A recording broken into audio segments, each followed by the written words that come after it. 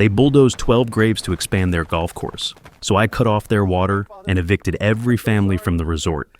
I'm Jack Anderson, 40 years old, construction worker in Wilmington, North Carolina. My grandfather earned a Purple Heart in World War II and bought 3.8 acres near Topsail Beach in 1945, where he buried 12 family veterans spanning 1918 through 1975.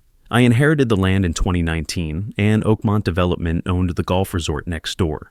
They'd been pumping water from my well since 2008, and I never charged them because it seemed neighborly. January 20th, 2023, I drove out to visit Grandpa's grave and found the hillside flattened with bulldozer tracks everywhere.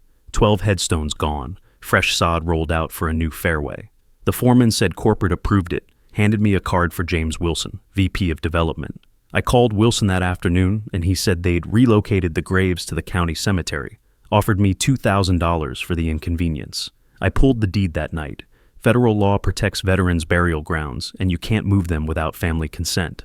I checked the county records and found no graves relocated, which meant they just destroyed them. I installed a gate across my access road the next morning and padlocked the valve on my well, cutting off the 62,000 gallons a week they'd been taking. Wilson called within 3 hours saying I was being unreasonable, so I told him to check his survey because his resort sat landlocked. The only road in crossed my land, and the only water source was my well. He sent his lawyer, but I handed her the deed, water rights survey, and photos of the demolished graves. I filed a police report for desecration of veterans' graves, then called the American Legion and Veterans of Foreign Wars, who escalated it to the Department of Veterans Affairs and U.S. Department of Justice. The Federal Cemetery Protection Act carried penalties up to $250,000, and James Wilson personally faced federal felony charges. The resort got listed under federal noncompliance. Their insurance carrier refused to cover a single dollar and increased their premium by 500% for the next decade. And the State Historical Commission ordered a 90-day shutdown, costing them over $400,000 in lost bookings and events. By day 14, Wilson showed up begging for a deal. I said $850,000, a proper memorial for all 12 veterans, and new terms.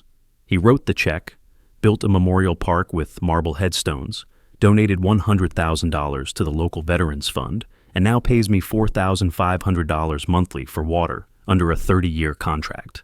Miss one payment, and I shut the valve immediately. He's never been late. Comment below. Does justice win when you mess with those who served?